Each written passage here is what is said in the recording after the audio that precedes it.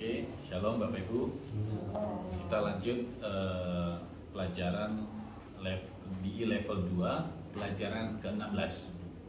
Nah, ini sangat menarik sekali materinya. Apa itu ya? Ini nanti pasti banyak diskusi karena ini banyak praktikalnya dan luas sekali, tapi sering kita alami. Apa yang harus dilakukan bila doa Anda tampaknya tidak dijawab? Ini tampaknya loh, ada kata-kata tampaknya tidak dijawab. Kalau saya sendiri sih lebih suka kalau katanya bila doa Anda tampaknya bukan tidak dijawab, seolah-olah kayaknya ada persyaratan untuk menjawab atau enggak. 1 Korintus 2:1 dikatakan bahwa firman Tuhan mengatakan ya bagi semua janji Allah, tapi mungkin lebih kepada bila doa Anda sepertinya belum kita lihat, mungkin ya. Nanti kita lihat, nanti kita juga bisa diskusi.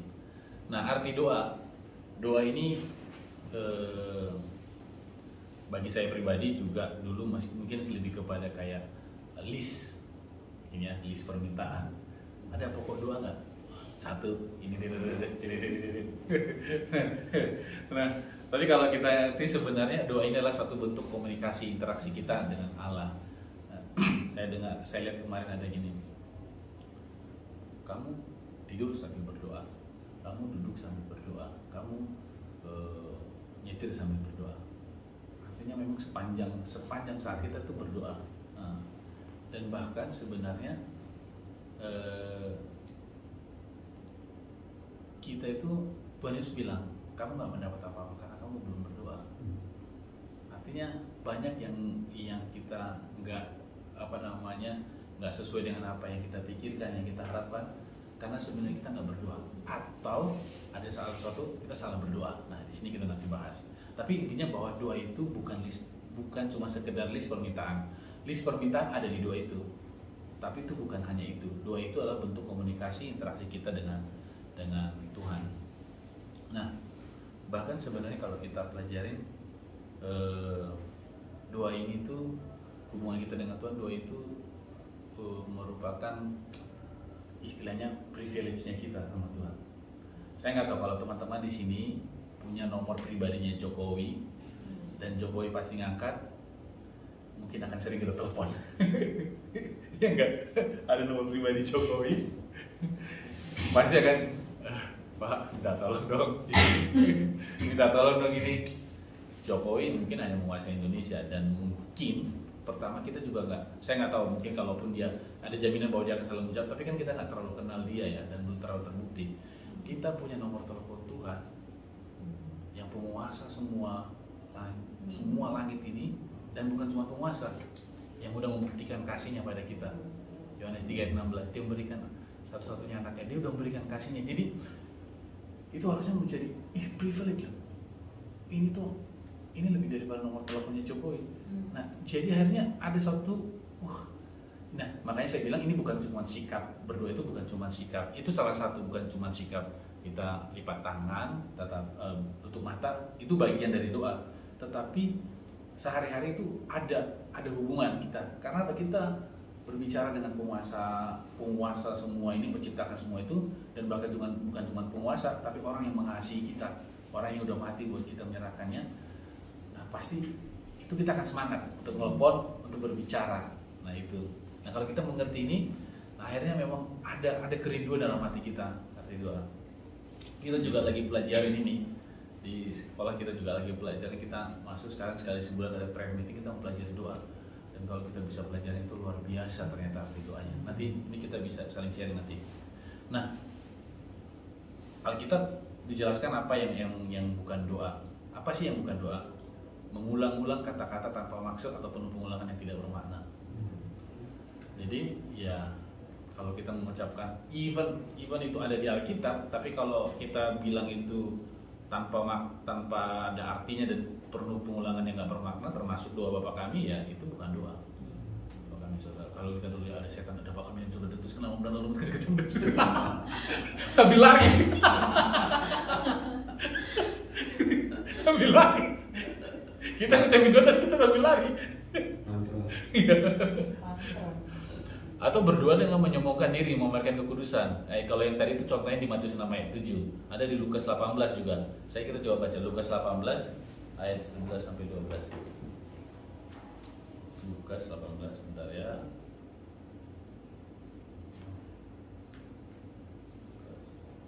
Ayat 11 ini, ayat 11 sampai 12.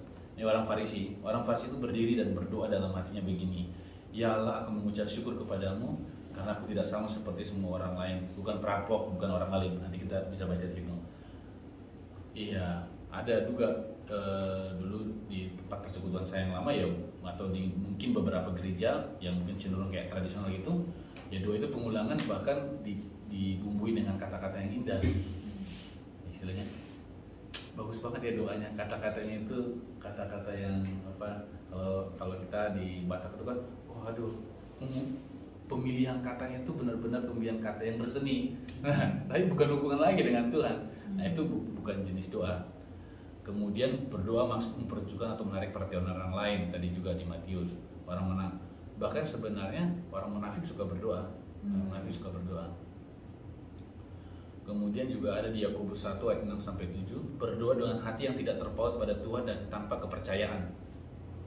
Ya, tadi seperti saya bilang tadi, kita berdoa tapi saya malah lari, ya. Artinya ya saya nggak percaya. Nah, banyak jenis-jenis yang bukan doa, Pak. Artinya tadi mengulang-ulang tanpa maksud, berdoa menyombongkan diri, maksud dengan berdoa dengan bermaksud menunjukkan perhatian, menarik perhatian orang lain, menunjukkan kehebatan kita, kemudian berdoa dengan tanpa kepercayaan. Termasuk berdoa begini.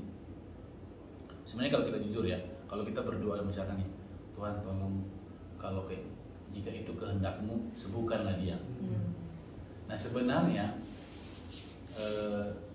kalau kita ngambil logis, kita nggak boleh berhenti di situ. Kalau kita mau ikutin ya, kalau itu kehendak-Mu, sembuhkanlah dia. Harusnya kita lanjutin, kalau itu nggak kehendak-Mu, bunuhlah dia. Harus itu.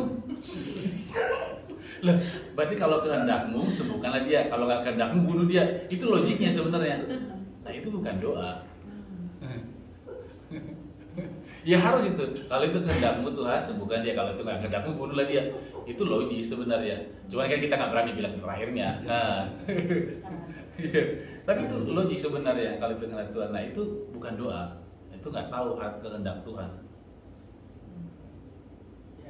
Nah, apa sih Ada banyak jenis doa sebenarnya. Ada nanti kita bisa pelajari bersama, ada banyak jenis doa. Sesungguhnya ada doa, dan ini gini, doa itu sama seperti olahraga. Gini, maksudnya gini, jenis-jenis olahraga kan banyak ya.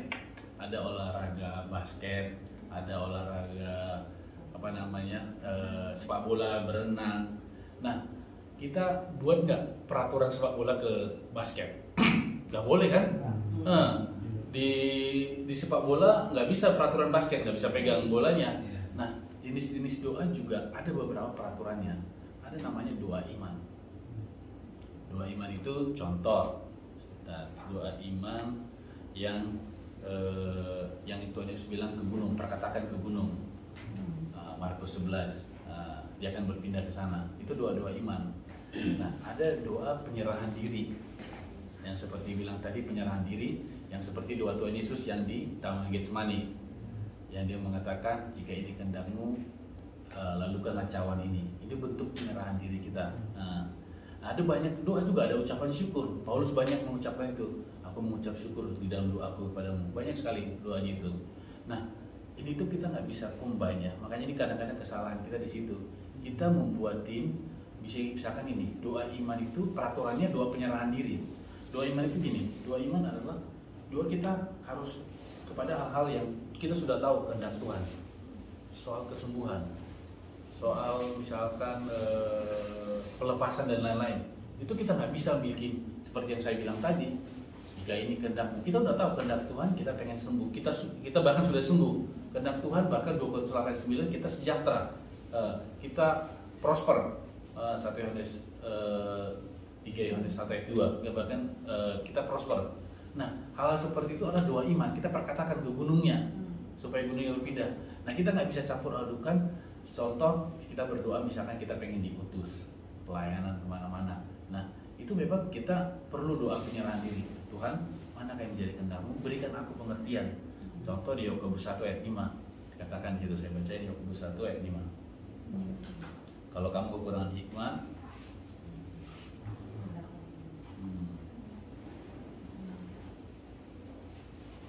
tetapi apabila di antara kamu ada yang kekurangan hikmat, hendaklah yang mintanya kepada Allah.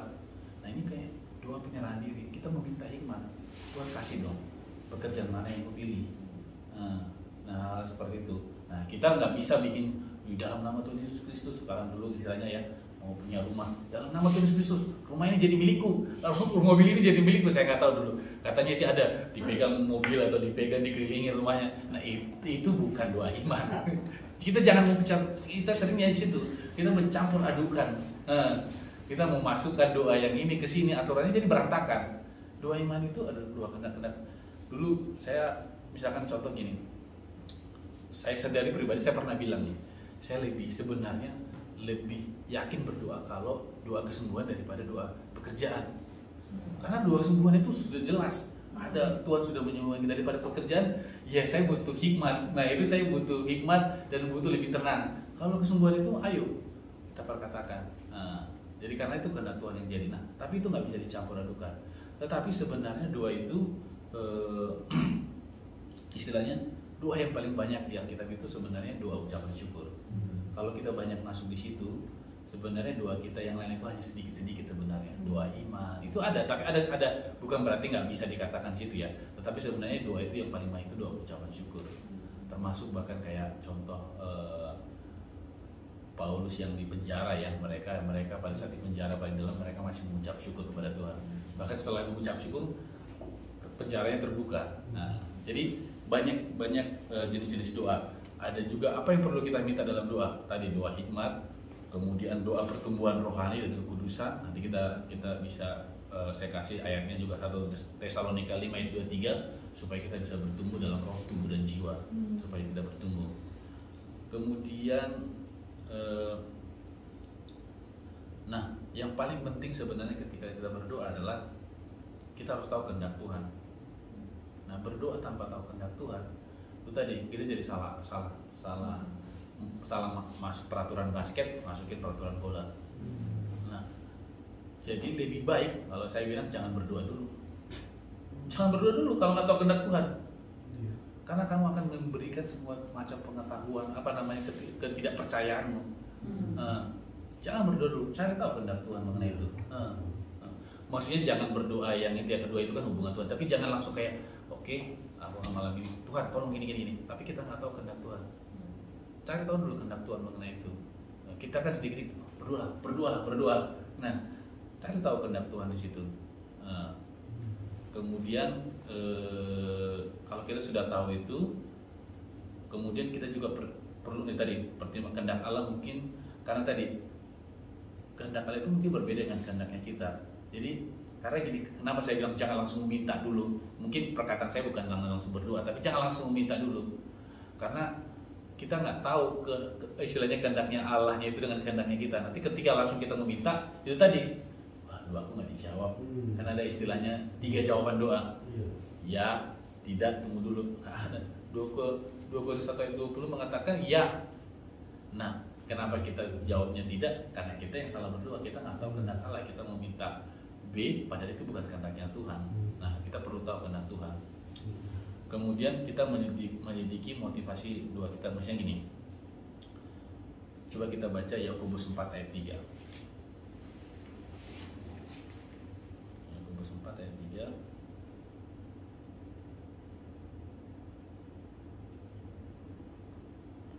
Nih, kamu berdoa tetapi kamu tidak menerima apa-apa karena kamu salah berdoa, sebab yang kamu minta itu hendak kamu habiskan untuk memuaskan hawa nafsumu. Nah, sama mungkin ada hubungannya juga tadi dengan tadi ya kehendak Tuhan, tapi lebih kepada kita memohon kepada motivasinya kita. Nanti akhirnya sebenarnya kalau kita sudah mengerti ini ya, sebenarnya doa kita itu akhirnya masuk kepada banyaknya nggak. Sebenarnya kalau kita teliti lagi, nggak banyak nanti yang kita minta pada Tuhan. nggak banyak. Karena sebenarnya Efesus 1 ayat 3 dikatakan bahwa Tuhan sudah memberikan, kita sudah punya segala berkat rohani. Nah, banyak kan mungkin doa kita itu lebih kepada ucapan syukur, masuk kepada perkataan kalau misalkan sakit. Nah, memberikan, kita mungkin banyak minta lebih kepada minta hikmat, tapi yang lainnya itu sebenarnya kita udah makin mengerti. Nggak banyak, bukan nggak banyak yang kita minta ke Tuhan. Karena apa? Dia sudah memberikan semuanya. Nah, cuma kita nggak tahu kehendaknya. Nah, penting juga berdoa itu untuk meminta pertolongan teman seiman. Matius 18 ayat 19. Makanya mungkin ada hubungannya ini juga dengan tadi gereja. Gereja ini kita supaya bisa saling mendoakan. Matius 18 ayat 19. Bacain ya. Matius 18 ayat 19. Matius 18 ayat 19. Dan lagi aku berkata kepadamu, jika 2 orang daripadamu di dunia ini sepakat meminta apapun juga, permintaan mereka itu akan dikabulkan oleh Bapakku yang di surga. Ini ada juga hubungannya dengan Ulangan 32 ayat 30 ya. Nah, Ulangan 32 ayat 30 katakan gini, 1 orang mengalahkan 1000, 2 orang harusnya mengalahkan 2000, enggak, 2 orang mengalahkan 10.000. Ketika kita sepakat nih, suami istri sepakat, kita mungkin sepakat dengan anak atau siapa yang kita bisa sepakat, kita mungkin kalau kita berdua sendiri kita mendapatkan 1000, ini 1000, tapi ketika kita sepakat, wow, ganda 5 kali lipat, harusnya 2000, kita malah 10.000. Ulangan 32 30. Jadi ini namanya doa sepakat. Jadi penting sekali kita untuk mencari. Nah, tetapi memang memfilternya cukup penuh perjuangan untuk memfilter untuk sama siapa kita sepakat. Jangan sampai salah. Kita sama sepakat dengan orang yang salah, kita malah dia akan memberikan ketidakpercayaannya. Penting sekali kita berada dalam gereja. Nanti kita lihat lagi. Tapi gerejanya kita juga harus benar-benar lihat pengajaran apa yang ada di sana. Kita perlu tahu. Kalau enggak kita malah yang akan turun. Tapi di sini dikatakan ketika kamu sepakat dengan orang yang dan yang paling penting khususnya yang suami istri, luar biasa. Mungkin dulu suaminya dapat proyek 1000, istrinya dapat proyek 1000, tapi ketika mereka sepakat, mereka bisa memberikan 5 kali lipat. Penting sekali. Mengapa doa nggak terjadi tadi sebenarnya? Mengapa doa tidak terjadi? Karena ya kebanyakan itu sebenarnya lebih kepada bukan karena Tuhan ya. Memang nggak ada dari Tuhannya, lebih kepada kita. Markus 11 ayat 23-24 mengatakan kalau kamu percaya, artinya bisa jadi kita nggak percaya. Kenapa itu nggak terjadi? Nah, banyak ya. Kemudian juga ada selain itu Markus 11 ayat 25, ketiadaan kasih. Markus 11 ayat 25. Markus 11 ayat 25 sudah saya bacain. Dan jika kamu berdiri untuk berdoa, ampuni dahulu sekiranya ada barang suatu dalam hatimu terhadap seorang, supaya juga Bapa-Mu yang di surga mengampuni kesalahan-kesalahanmu. Jadi nggak ada kasih dan pengampunan. Saya baru ada dengar khotbah juga. Sebenarnya itu ketika kita melepaskan pengampunan, nah orang yang tidak mengampuni itu sebenarnya seperti kemarin ya kita lihat, seperti seorang yang mengharapkan orang lain makan racun, dia makan racun. Nah, orang itu mati. Nah, dia mengharapkan orang lain mati, sedangkan dia yang makannya. Jadi itulah orang yang nggak mau melepaskan pengampunan. Bahkan sebenarnya kayak dikatakan antara suami istri, ketika kita ada masalah dengan istri, dua suami itu terhalangi, bukan nggak dijawab Tuhan, tapi terhalangi karena mungkin ketidakpercayaan suaminya. Jadi akhirnya karena nggak ada kasihnya, ada semacam permasalahan sehingga muncul ketidakpercayaannya, itu yang menghalangi. Nah ini perlu juga kita lihat. Kemudian juga ya ada di sini dikatakan rencana Tuhan yang berbeda. Nah makanya saya bilang sangat penting sekali untuk tahu kehendak Tuhan dulu sebelum minta. Jangan minta dulu, tadi saya bilang jangan kalau istilah jangan langsung berdoa minta ini dulu. Tahu dulu kehendak Tuhan, cari tahu kehendak Tuhan. Dan ketika sudah kita cari tahu kehendak Tuhan, nah gini, ada saya dulu baca ini. Istilahnya kalau saya kan orang teknikal lah ya, maksudnya kita itu harus ada buktinya segala macam, kita cari tahu data, datanya ABCD. Cari tahu misalnya ketika kita mendoakan sesuatu, banyak kan habis waktu cari firman-Nya dulu daripada langsung tiba-tiba berdoa. Banyak kan cari 3 ayat 4 Alkitab yang mendasari kenapa kita bisa menerima ini. Cari 3-4 ayatnya. Nah kita udah tahu ini, perdalami lagi. Nah ketika kita berdoa minta ini, kita punya pegangan yang kuat. Karena kita pegangannya firman. Berdoa itu sebenarnya bukan soal kuat-kuatan kita dengan Tuhan. Jadi gini, ada sharing nih ya. Dulu pas pertama pandemi itu gini, kan saya itu pekerjaannya modelnya representatif, jadi memang nggak ada kantornya di Indonesia, jadi kantornya itu dari luar negeri. Jadi saya hanya sendiri sini. Sekarang sih 2 orang, dulu pas tahun 2020 saya sendiri, jadi belum ada perwakilannya, belum ada kantornya. Jadi secara gaji saya langsung ditransfer dari luar negeri. Nah pada saat pertama pandemi itu mungkin bulan 3 bulan 4 gitu ya. Biasanya itu saya itu misalkan ini contoh saya ditransfer itu gajinya itu terima mungkin di tanggal 1 tanggal 2. Nah saat itu tanggal 5 belum gajian. Nah, main juga ya kan. Cicilan udah minta nih. Nah belum ini. Nah saya berpikir waduh ini ada apa ini ya? Maksudnya saya sih berdoa Tuhan apa yang. Jadi saya gini, saya seolah-olah istilahnya saya di sini, pihaknya saya di sini, kemudian seolah-olah pihak yang menggaji saya itu di sini, Tuhan di tengah-tengah nih. Nah, istilahnya gini, Tuhan apa yang harus saya lakukan supaya kau pro ke saya? Maksudnya supaya, aduh bagaimana nih Tuhan? Seolah-olah Tuhan menilai nih, oke kalau kamu layak, Roy, aku akan memenangkanmu. Tiba-tiba Tuhan, saya mendapatkan kesan begini, Roy, aku nggak ada di tengah-tengah, aku berada di pihakmu. Aku berada di pihakmu, Roy. Jadi doa ini bukan kamu minta apa yang harus dilakukan Tuhan, enggak. Perkatakan. Mungkin kan untuk mulai pandemi bank kan mungkin orangnya lebih sedikit ya, maksudnya jadi lebih lama prosesnya. Nah perkatakan, kasih tahu dalam nama Tuhan Yesus, saya iblis yang mencoba menghalangiku dengan cara mempersulit administrasi di bank, aku perkatakan lancar dalam nama Tuhan Yesus. Nah aku mulai berani itu karena aku cari di Alkitabnya. Oh jika Tuhan ada di pihakku, siapakah yang berani? Cari ayat-ayat kita mengatakan yang mempertegas siapa yang saya yakin tadi, yang saya dengar tadi. Ayat-ayatnya bahwa Tuhan di pihak kita gini-gini. Sudah saya dapat ayat itu, saya perkatakan, ayo bang, dalam nama Tuhan Yesus Kristus kan. Markus 11 juga perkatakan ke gunungmu. Nah saya cari tahu itu. Nah saya pede di situ. Nah, jadi saya nggak seolah kayak mengemis-ngemis ke Tuhan. Mengemis-ngemis ke Tuhan. Nah karena saya udah tahu kehendak Tuhan dan saya pegang. Jadi tadi mungkin tips dan triknya cari 3 atau 4. Jadi ketika si iblis mencoba, itu nggak benar. Saya punya bukti. Dan dikatakan juga di Alkitab dalam 2-3 orang bukti itu pasti sah, katanya kan. Kalau satu saja nggak sah, ya 2-3 sah. Sama dengan janji Tuhan, kalau kita punya 3 atau 4 firman Tuhan yang mendasari itu sah. Pertahankan, jangan lepas, jangan menyerah. Kalau kita udah pegang itu, nah kita mungkin butuh diskusi dengan orang lain atau butuh dengan mentor yang lebih senior, nggak apa-apa. Nah, tapi kita harus dapatin itu secara personal, kemudian baru kita sampaikan apa yang menjadi list pokok doa kita bilang gitu. Nah, jangan langsung doa, kita nggak tahu kehendak Tuhan. Nah, kalaupun kita nggak tahu, tadi doa minta mungkin hikmat Tuhan dulu, Tuhan ajarin aku. Nah, kalaupun kita nggak tahu berdoa, ya sudah kita berdoa mengucap syukur. Bahkan di balik itu sebenarnya ada berdoa berbahasa roh. Nah, itu luar biasa. Nah, tapi ini kan konsennya bukan berbahasa roh, tapi intinya bahwa banyak hal sebenarnya, nggak cuma doa permintaan, banyak hal yang dilakukan di situ. Bahkan sebelum doa permintaan itu tadi mengetahui kehendak Tuhan dulu. Kalau kita belum tahu, minta hikmat. Kalau kita merasa belum mau minta hikmat, ucapan syukur. Kalau kita merasa kayak bingung nih, berbahasa roh, luar biasa.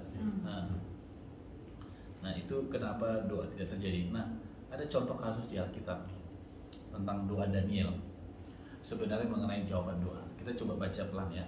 Daniel 9 ayat 22 sampai 23. Doanya si Daniel 9 ayat 22 sampai 23.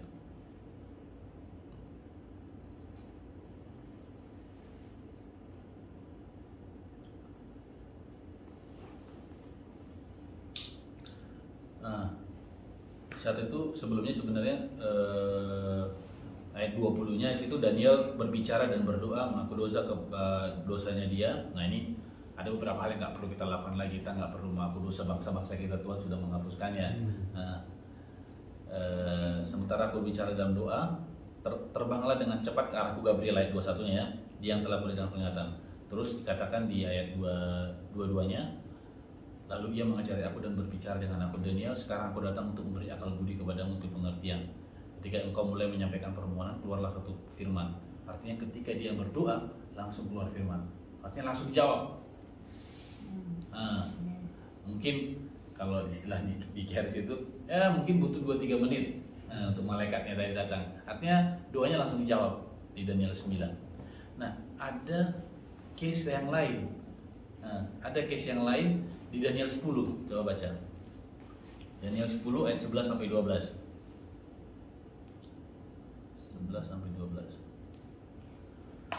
Katanya kepadaku, Daniel, engkau orang yang dikasihi, camkanlah firman-Nya kepadamu dan berdirilah pada kakimu, sebab sekarang aku dituntut kepadamu. Ketika hal ini dikatakan kepadaku, berdirilah aku dengan gemetar. Nah, bentar dulu ya. Sebelumnya itu sebenarnya Daniel berdoa di ayat 1-nya, tetapi ayat 4 itu, pada hari ke-24 bulan pertama ketika aku ada di tepi sungai besar yang sungai Tigris, kuangkat mukaku lalu kulihat tampak seorang yang berpakaian kain lenan. Bentar ya. Ayat 2-nya, pada waktu itu aku Daniel berkabung 3 minggu penuh. Jadi dia berdoa, gak dijawab-jawab 3 minggu penuh. Tadi sebentar banget, 2-3 menit, ini 3 minggu penuh, kok kayak gak dijawab. Nah, tetapi jawabannya di Daniel 10 ayat 13. Daniel 10 ayat 13. Nah, kan di 11 tadi sampai 12 malaikat bilang gitu. Nah, apa yang menghalanginya? Pemimpin kerajaan Persia itu berdiri 21 hari lamanya menantang aku. Artinya ada yang menghalangi. Iblis nggak suka kalau tidak dijawab. Jadi, tapi begitu dia menyampaikan, sama, masih 11 dan 12 itu juga sama dikatakan. Begitu dia berdoa, Tuhan langsung menjawab. Tapi case-nya yang di 11-12 tadi ada pemimpin Persia, artinya gambarannya orang iblis yang mencoba menghalangi. Kenapa di Daniel 9 iblis nggak coba menghalangi? Ya kita nggak tahu. Artinya mungkin iblis lagi istirahat atau bagaimana, atau nggak tahu, atau lagi kemana dia, lagi ke toilet. Tapi Daniel 10 akhirnya dia datang. Artinya gini, di dunia ini apalagi kita dunia yang jatuh, faktor Tuhan bukan satu-satunya. Ada iblis di situ. Kita harus perlu mengerti itu.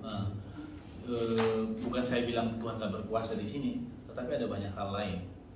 Tuhan nggak bisa langsung semena-mena, langsung begini-begini. Ada manusia, ada bahkan iblis. Iblisnya itu bukan berkuasa, tapi ia menggunakan orang lain untuk menghalanginya. Ada beberapa contoh gitu, kayak ada pengajar kita, dia mau jual mobilnya gitu, lama banget sebenarnya, lama banget, dia perlu banget untuk jual mobilnya ini. Mobilnya udah mobil tua, kalau dia nggak laku ini, karena dia mau gunakan untuk entah mengontrak rumah gitu, dia lama banget. Tapi setelah 2 tahun akhirnya laku. Tapi akhirnya ngaku dia sebenarnya sejak dia udah lihat iklannya dari 2 tahun yang lalu gitu. Sejak hari pertama aku lihat, sebenarnya udah kulihat iklannya, cuman saat itu aku belum diizinin sama istriku gitu lah. Bukan berarti iblis apa ya? Iblis ya. Enggak, maksudnya bukan. Tapi maksudnya akan ada coba menghalangi. Artinya doanya si pengacara ini bukan nggak dijawab baru 2 tahun lagi dijawab. Dari hari pertama sudah dijawab bahwa mobilnya akan laku. Tapi ada hal-hal faktor lain. Nah, kita perlu melihat itu. Nah, tadi makanya saya bilang bahwa doa itu pasti dijawab. Nah, kita nggak tahu kehendak Tuhan. Kebanyakan karena itu. Aku memang mengerti bahwa ada hal-hal yang iblis menghalangi. Tetapi jangan terlalu fokus di situ. Kita nggak perlu takut hal itu. Tetapi kebanyakan kalau yang pengalaman saya lebih kepada kita nggak tahu kehendak Tuhan. Kalau kita tahu kehendak Tuhan, nah soal iblis menghalangi atau enggak, itu kalau sih dibilang dia sudah dipercundangi. Dia sudah dipercundangi. Jadi nggak usah. Tapi tetap ada perannya. Kita perlu tahu itu supaya kita jangan langsung menjudge, doaku belum dijawab. Kita sudah tahu kehendak Tuhan, ini sudah benar, ini udah ini. Sabar dulu. Ada beberapa iblis, dan kalau kita kembali lagi mungkin di pelajaran pertama itu dulu ada soal benih ya, soal benih.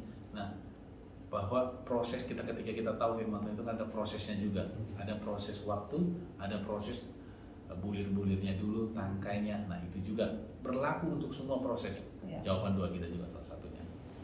Dan ini saya sangat berharap nanti habis dari sini kita akan diskusi, karena ini sangat luas dan kita bisa saling sharing juga. Oke, terima kasih. Mari kita tutup. Terima kasih Tuhan Yesus buat malam hari kami mengucap syukur Tuhan atas pelajaran kami. Kami sangat yakin bahwa Engkau selalu menjawab doa-doa kami, memberikan jaminan firman-Mu. Tapi ketika kami tahu firman-Mu, kami mau berdiri di situ. Bahkan Kau sendiri sudah mempersiapkan doa-doa kami seluruh kami mintanya Tuhan. Kami percaya Engkau Bapa yang baik. Amin. Engkau Bapa yang sangat baik pada kami. Tapi karena ketidaktahuan kami atau karena hal-hal yang di luar kami, iblis dan orang lain, kadang-kadang kami merasa tidak dijawab Tuhan. Maafkan kami kalau kami berpikiran seperti itu Tuhan. Kami mau bertobat Tuhan. Kami yakin Tuhan bahwa Allah yang baik, Allah yang selalu menjawab permintaan kami kalau kami tahu kehendak-Mu Tuhan. Malam hari ini kami sudah mempelajari ini, kami mau tanam firman Tuhan di dalam hati kami sehingga kita akan berbuah 30, 60 bahkan 100 kali lipat.